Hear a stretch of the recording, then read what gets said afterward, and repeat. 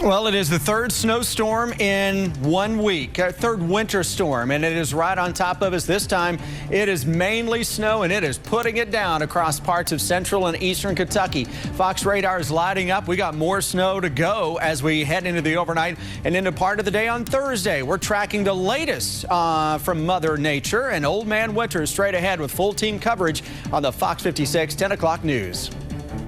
Lexington road crews work to clear side streets, but neighbors are worried about a third wave of ice and snow adding to the mess already there. We're live in Lexington with the latest. Thousands of people without power in Laurel County brace for more snow that may keep them in the dark even longer. But more than likely with this other weather coming through, it's going to do the same thing again. How the community is adjusting as crews work to get the lights back on. And because of this week's weather, Fayette County school leaders have had to adjust plans for returning to the classroom. The details you need to know about when students will be back at their desks. The Fox 56 10 o'clock news starts now.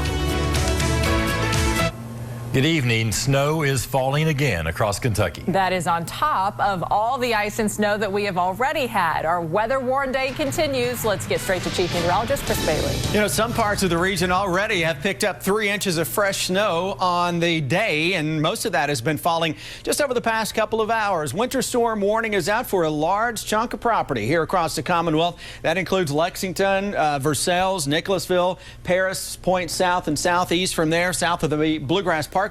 Live look into downtown Lexington, and it is snowing. We've got the snow that has started over the past couple of hours. Here's the campus of Morehead State University. You can see the streets here are snow covered. Had a car just pull it up on the curb right there, try to take the turn. That is what we're dealing with here on the campus of Morehead State and really across most areas. Where we have a tremendous amount of ice still on the trees, on the power lines. We really have to be careful tonight because some of the snow across eastern Kentucky is on the wet side. That is just heavy snow that can cause more weight on those trees and power lines, and they just can't handle it. We're going to be talking about potential for more power outages. Not all of this in the north and far east reaching the ground just yet, but boy, across central Kentucky, it is coming down, and had a 3-inch report out of the Berea area just a little bit ago, and some of us are going to push closer to a ½ foot of snow as we go through the overnight. This will eventually calm down. Then we get another wave that will come in behind that. Those temperatures as we go through the evening are generally into the 20s. But guys, this is game on now toward the third winter storm of the past 7 days. That is incredible. We'll talk about some of those additional totals when I come back in a few. All right, Chris, thank you. Lexington road crews have started working to clear the side roads in the neighborhoods, but many of them are still snow and ice covered. And with the third round moving in, their focus is going to have to shift back to those major arteries. Shelby Smithson talked to some neighbors who are worried about the impact this third layer of snow will have on their already covered streets. She's live with the latest. Shelby.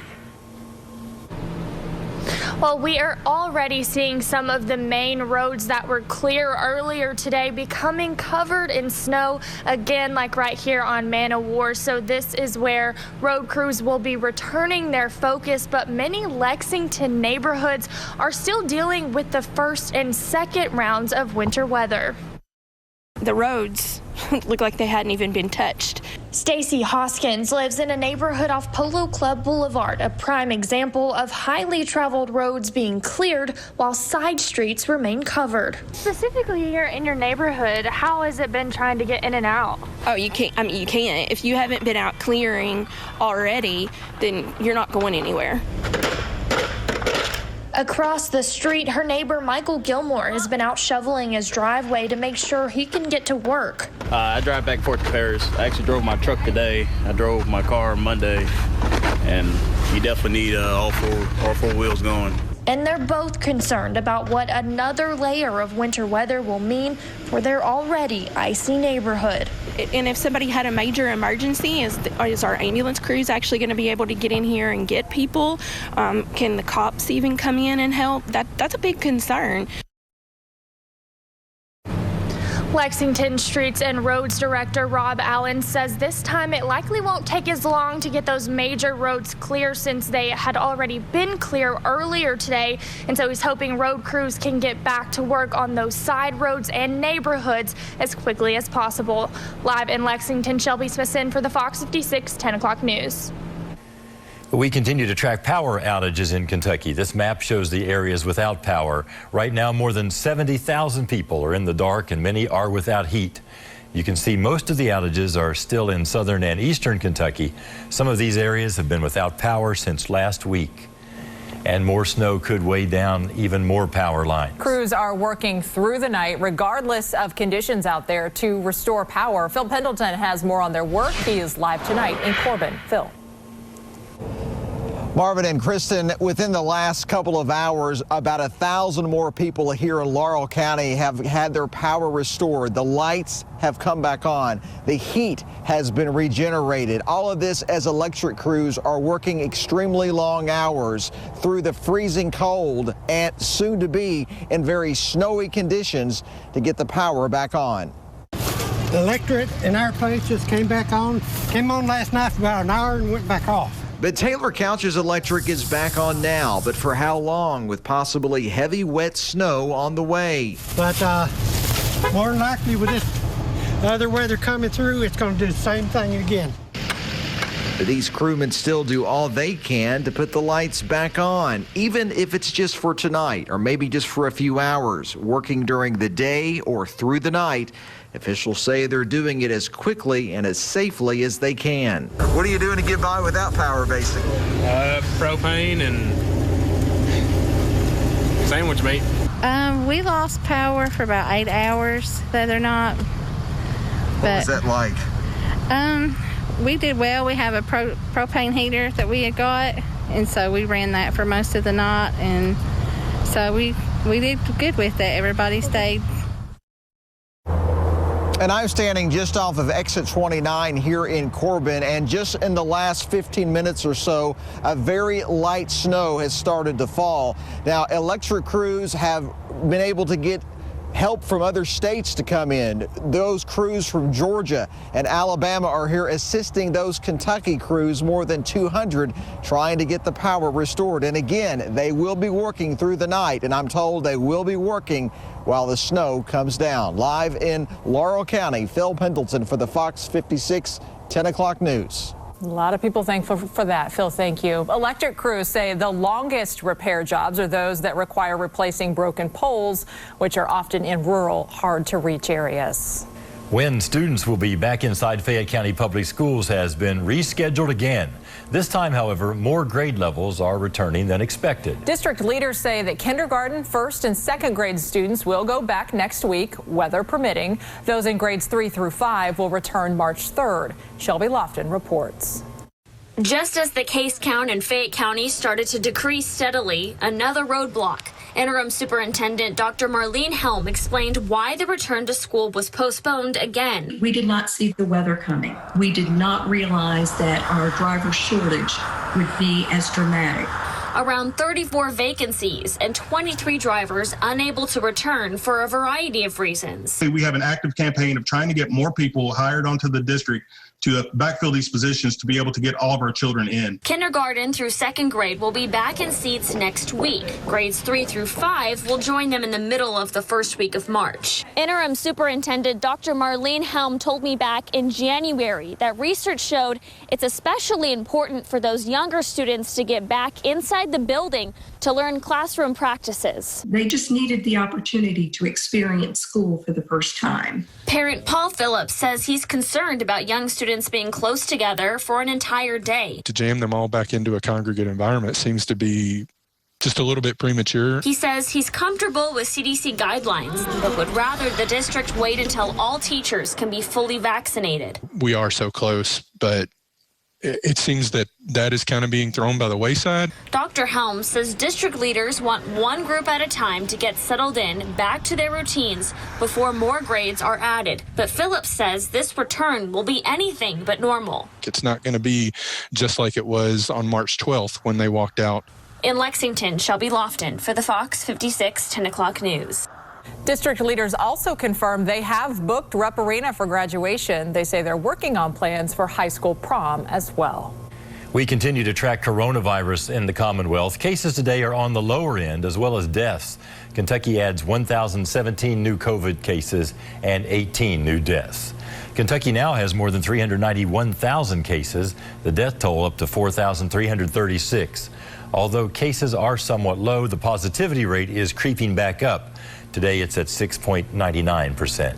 Good news for horse racing fans. Keeneland is allowing some fans at its spring meet in April. Attendance will be limited. Keeneland will release a limited number of pre-sold ticket packages. The track says it will release how to purchase those packages and pricing on March 1st. Officials have reminders for those stuck without power. This after a carbon monoxide death in Laurel County. What tips experts have on staying safe next. And later, it was a mansion on the verge of collapse. Meet the home's new owners, who are not deterred by the decay, in the spirit of the bluegrass. It's a snowstorm across much of central and eastern Kentucky. Some of us may top the 6-inch amount before the night is through. We'll talk about what follows this up just ahead. Tonight's First 10 Minutes at 10 has been brought to you commercial-free by UK Federal Credit Union.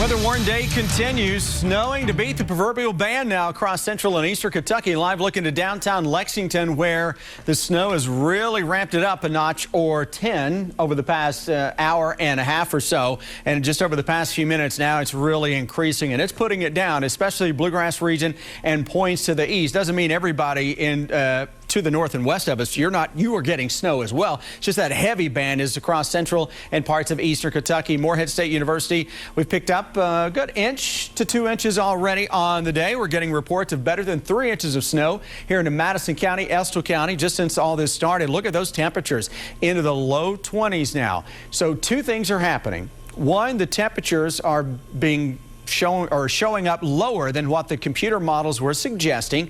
So the snowflake action is still a little drier. It's not the wet stuff that we're seeing. So that's not sticking to power lines as much as what we could get later tonight and tomorrow when that temperature starts to increase across the east. Winds are gusty, feels like 11 in Lexington. Winter weather advisory north, winter storm warning across the south. So slightly lower amounts in the north as opposed to the south. A general swath, let's just call it a general 2 to 6 inches of snow across most of our region. Now, can we get in on a stripe or two that does it a little better than 6 inches? Yeah. And I think we may just do that. Picking out exactly where those small stripes are is a challenge, but we're going to work on a 3 to 6 inch general snowfall across most of central and eastern Kentucky. Now, the far southeast may be a struggle because you've got a little drier air, and you may have just warm enough air in there tonight for a touch of some freezing rain and some rain to knock those totals down. Your Fox radar picture is picking up on this steady band of snow. Mountain Parkway, I-64 into the Lexington Metro, down the Bluegrass Parkway, 127. We are snowed in here, and down 27 out of Pulaski County toward the Whitley City area, McCreary County, dealing with those snows back into Monticello. This goes all the way back into Nashville and Memphis, Tennessee. And at one point earlier in the day, this same storm, folks, produced thunder snow in Louisiana. I mean, if you had thunder snow in Louisiana in your 2021 crazy weather bingo card, kudos to you. Bingo right there. All right, hour-by-hour forecast tonight. We get this stuff into southeastern Kentucky, and the model is still trying to take that over to a little rain across the far southeast. Maybe just a little aggressive. We'll catch a break in the snow tomorrow morning. Another band will build in as the afternoon wears on. That may be now centered just a little more east than tomorrow night and into Friday morning.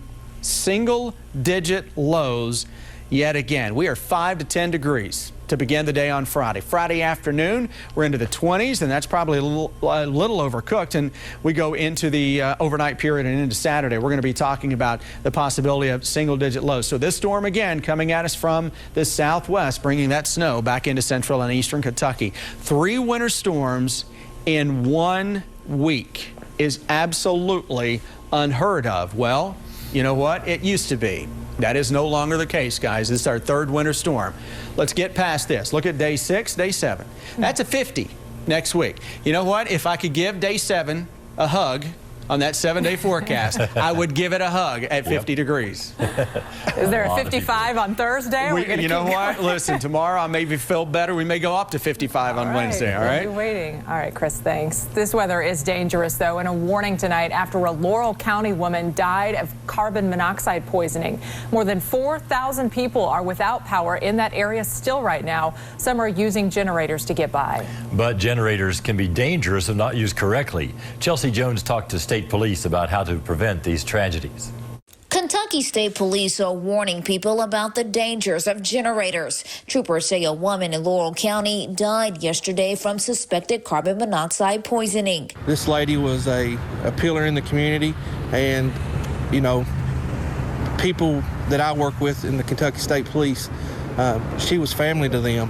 61-year-old Darlene Ragland was at home with her husband Tony and 6-year-old grandson. Tony says the sump pump in the basement had stopped working due to the power outage. To fix it, he put a generator in the garage. Shortly after, the family was rushed to the hospital where Darlene died. As many wait for power, hardware stores are having a hard time keeping generators on shelves. I saw on Facebook last night a guy about killed his dog. He was running his generator in the garage, and he had to resuscitate his dog. Harold Binge says customers are quick to buy generators without knowing how to properly use them. He explains the machines give off carbon monoxide. Using them indoors can be fatal. And of course, anything with an open flame is dangerous too, like propane heaters, kerosene heaters. You know, if you read the directions that come with the stuff, you'll be all right. You got to crack on the window, let fresh oxygen in, because anything with a flame can burn all your oxygen out. It's very dangerous. In Laurel County, Chelsea Jones for the Fox 56 10 o'clock news. Carbon monoxide is odorless and colorless, so it's important you know the symptoms. The CDC says the most common are headache, dizziness, weakness, upset stomach, vomiting, chest pain, and confusion, almost flu-like. If you start to feel these symptoms, you should get to fresh air immediately. And another tip to avoid carbon monoxide exposure, don't run a vehicle inside your garage, even if the door is open. And don't heat your house with a gas oven. Don't use a generator or portable heater inside the house or garage. And make sure all generators are 20 feet or more from windows and doors. Well, you know the saying, kids say and do the darndest things. Up next, a story that has both. Hear from a Florida child who ended up in the back of a trash truck when we come back.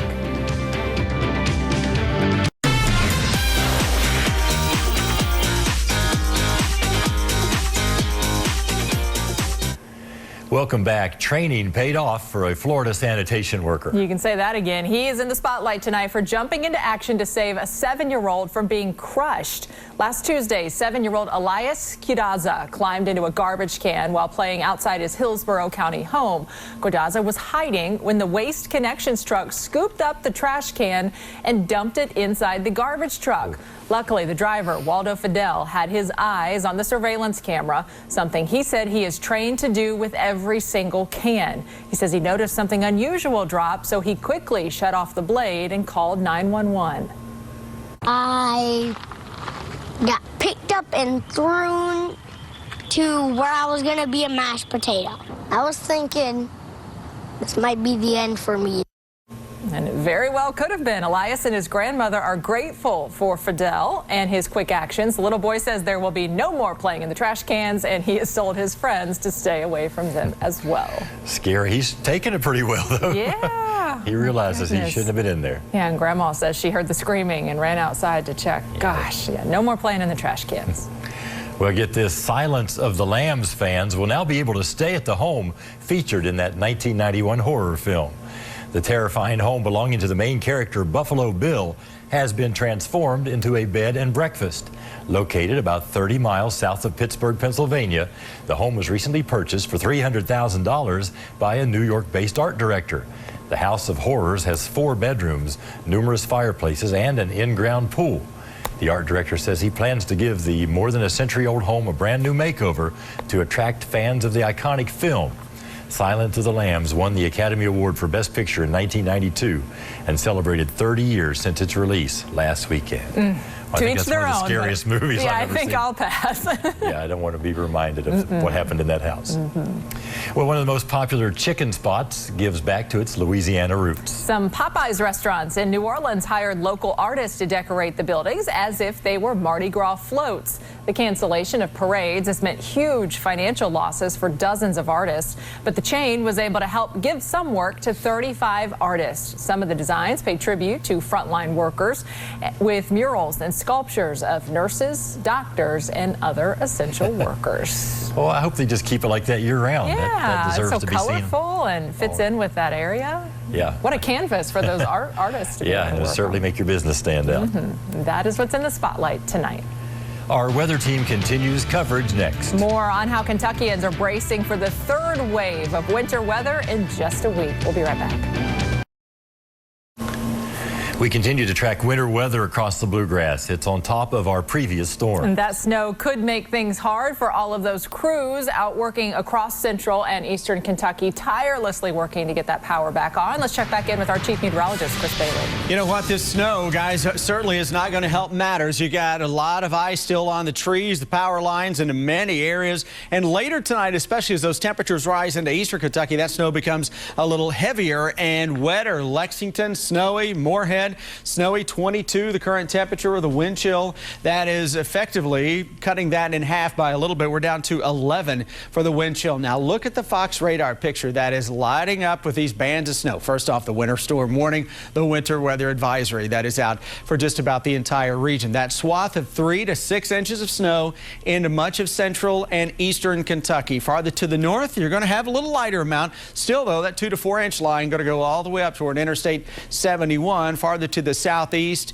not getting quite as much snow because you may have to deal with a little bit of rain, a little bit of some freezing rain in there too. But boy, this snow shield is up there pretty good. The heavier bands are right on top of Lexington and points to the south and east. That is the area that we have been targeting for the past couple of days with the heaviest band of snow setting up, and that's what Mother Nature is throwing at us right now. But no matter where you are across the region with road conditions or road temperatures that are way below freezing, the ground that is frozen, guys, all roads are becoming snow covered across the entire region. Again, Chris, thank you. Seeing lots of social media reports tonight that heavy snow is falling in southern Madison County. It's just one of several areas across our region where there are still families in the dark after these winter storms. Conditions there are deteriorating tonight. Chad Hedrick is live for us in Berea. And Chad, snow started falling fast and heavy there, didn't it? It sure has been. Ever since about 6:30, 7 o'clock or so, really, we started seeing the snow really pick up here in Berea, and it has not stopped since. The roadway here, the main road leading up to the interstate, snow covered. The good news is traffic has really died down in the last few hours as the snow has gotten heavier. People staying home, staying off the roads. However, they were very busy leading up to this evening in the snowfall. I saw several people at this gas station just across the street from where I am tonight, filling up their cars, also bringing those extra gas containers with them and filling them up as well. Several saying that they still don't have power from the storm earlier this week, so they were trying to get ahead of it and stock up. Others were taking those preemptive measures to make sure that if they did lose power again, they would be ready to fire up their generators. I talked to one man in particular who has been without power since Monday. He says that it could be another 5 days or so before he gets his electricity back on, so he was wanting to make sure that he was ready to keep he and his family as warm and safe as possible while they wait. You know, we can only run a few things at once. Luckily, I got a generator to keep my refrigerator running, and we've been able to keep the TV and the DVD player so the girls can watch movies. We watch a movie of a night, and when it gets dark, we go to bed. I mean, ain't a whole lot we can do. Now, Berea Utilities, they have been taking some preemptive measures of their own for some of their outages. They had about 1,500 earlier in this week and have most of them back online now, but they were actually cutting off service for some time overnight as they cleared trees and other debris from power lines. That way, this heavy snow that's falling wouldn't add that extra weight and cause more damage and more outages later on. I just checked the outage map for Madison County. Actually, the numbers have gone down since earlier today, so no major spikes in outages damages at this point yet, but again, the road conditions here are deteriorating, and they still are at this hour, so best to stay off of them as much as you can. Live in Berea, Chad Hedrick for the Fox 56 10 o'clock news. Lots of good information there, Chad. Thank you.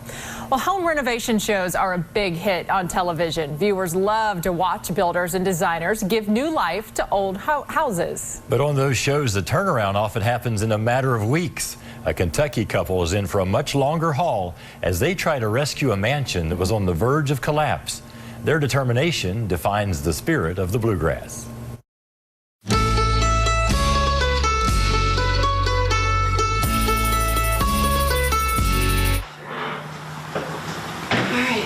Good morning, beautiful. I walk in every morning and say, good morning, beautiful. And then she throws plaster at you. Yeah, she does.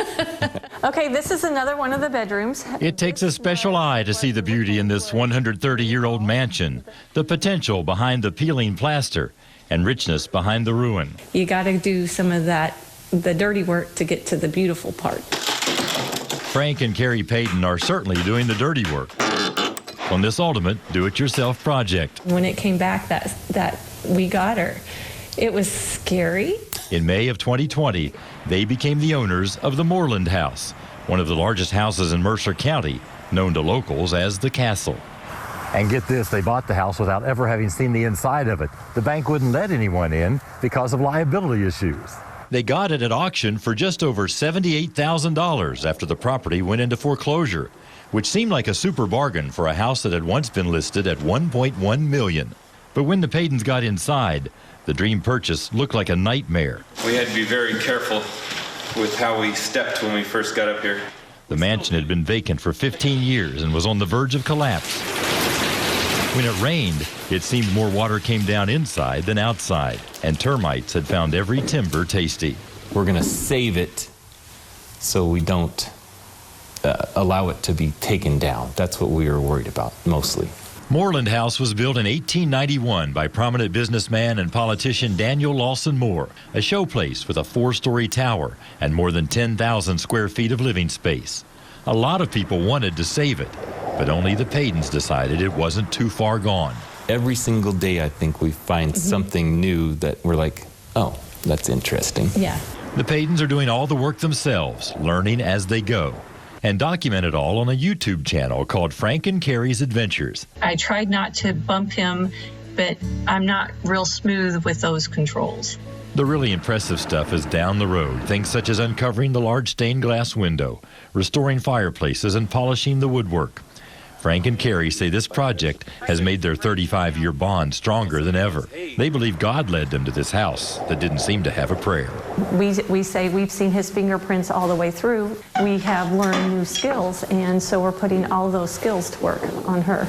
It may take several years, but things are certainly looking up for a mansion that was falling down. You can tell I visited the house a couple of weeks ago before all the snow hit.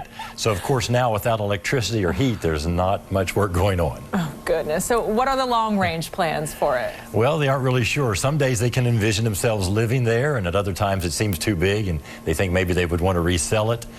With so much to do, they figure they have about 10 years before they have to make that decision. I love how trusting they are of each other, especially with that big equipment out there and being up on that roof.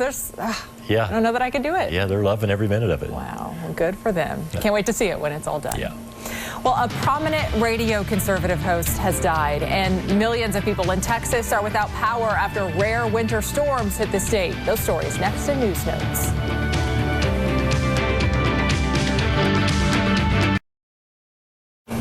More than 3 million Texans are still without power. That tops tonight's Fox 56 News Notes. The state's power council, the Electric Reliability Council of Texas, or ERCOT, is defending its decision to use rolling blackouts to ration electricity after winter storms there. Some have seen their power come back and then go away. Others have been in the dark since Monday. ERCOT says power generators began going offline Sunday. The agency says power won't be restored until tomorrow at the earliest. Conservative talk radio host Rush Limbaugh has died. Limbaugh's wife made the announcement on his radio show today. He had been battling stage 4 lung cancer since February of 2020. Limbaugh began his nationally syndicated conservative political radio show back in 1988. His politics made him a polarizing media figure, but also garnered him millions of loyal listeners. Limbaugh was 70 years old. Coming up in sports, Morehead State football will kick off its football season this weekend. Plus, the UK basketball team was searching for a second straight win tonight at Vandy. DK has the highlights in the Fox 56 Sports Extra. Snow continues across many areas of central and eastern Kentucky. It's putting it down. We've got heavy snow in Lexington, reduced visibility.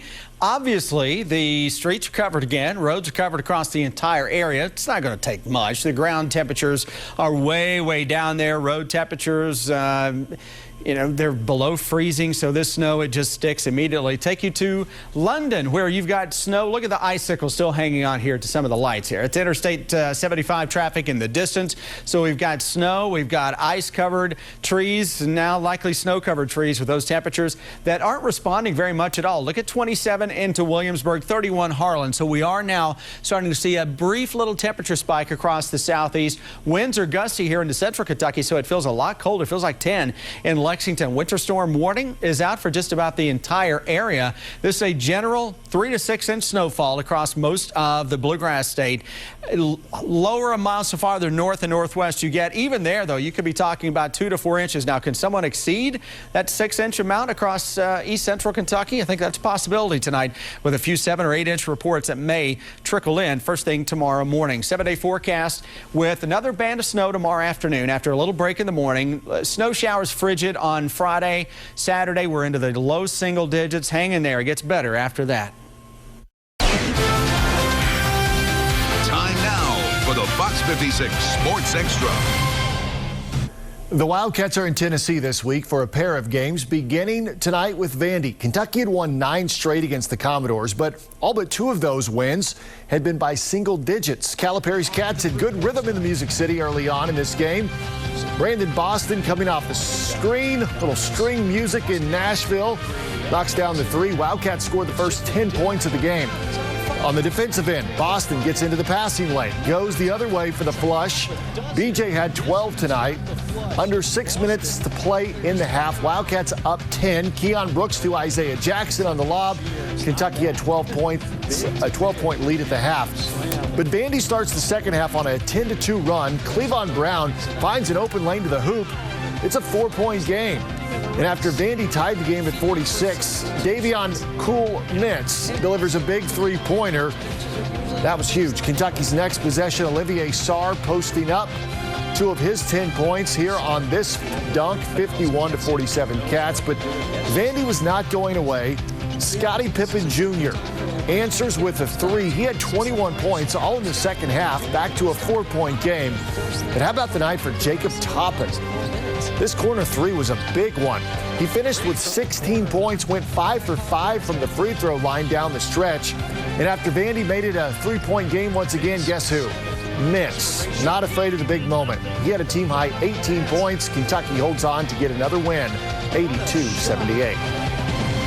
That's a happy locker room. You know, this team has been through the gauntlet and, winning and playing like we did in the first half where we should have been up 15-16, and then they make a run and we don't fold.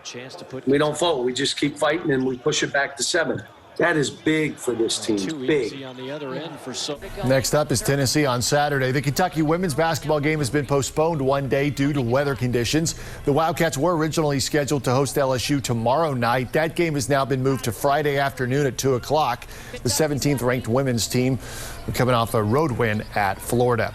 Saturday at noon, the Morehead State football team opens their 7-game spring schedule at James Madison. After playing the defending national runner-ups, the Eagles will play 6 games against conference opponents. Morehead State finished the game below 500 back in 2019, and with COVID-19 still at large, having a senior-laden squad will help when it comes to navigating this unique season. Right now, it's more important than ever, just because of what I talked about, about our team. In the time that we didn't get to spend together like we normally would.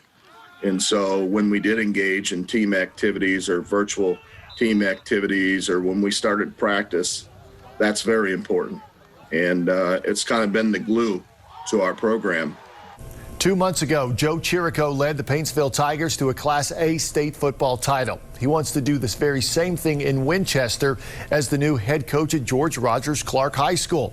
Chirico was introduced today as the 12th football coach in school history. The West Virginia native has been in the mountains for most of his life as a coach and is now ready to tackle a new challenge. I love the people at Paintsville. I love the players I've coached. They're great kids. I love them all. They know it. The kids here will know I love them, and that was tough. That was home for 25 years, and to be a part of that community, I was blessed, and that's just a piece of the puzzle in our life that we'll never forget. And Clark County is now the other piece, and we're moving here and building our home here and our family here, but glad we got this opportunity. And that's a look at sports. Stay tuned for 5 things to know before you go to bed, including a unique way to observe a religious tradition. It's called Ash and Dash. Ashes are in the news tonight from a volcano, an imploded building, and church services. Here are 5 things to know before you go to bed. Americans were back to spending money last month, helped by $600 stimulus payments. Retail sales jumped in January, up 5.3%. The increase is much larger than economists were expecting. Sales increased for furniture and electronics retailers, department store chains, and at restaurants and bars. While we're cleaning up snow, people in Sicily are sweeping up a heavy blanket of ash. Many streets, homes, and cars are covered in ash after several eruptions Tuesday of Mount Etna, Europe's most active volcano. The Italian village is under a full emergency with speed limits reduced and a temporary ban on motorbikes and mopeds. The former Trump Plaza Hotel and Casino in Atlantic City, New Jersey is no more. Crowds watched as the 34-story tower was imploded this morning. Trump Plaza operated for 30 years before closing in 2014 due to numerous financial setbacks. The building's current owner has not announced plans for the site. A new report takes a first-hand look at religious practices among Black Americans. The Pew Research study found that Black Americans attend church and pray more often than the average American. 60% of Black Americans were likely to attend a church where senior clergy and most members of the church identified as Black. 75% of those surveyed said Black churches played a major role in shifting toward racial equality. Worshippers around the world found creative ways to observe Ash Wednesday while following COVID-19 safety restrictions. For example, this Episcopal church in Upland, California offered a modified drive-through church service that was contactless. Congregants drove up for their Ash and Dash kits, which included ashes, a printed prayer, and more information about Lent. There you go, 5 things to know before you go to bed. If you have a news tip, call our hotline at 859-299-8630.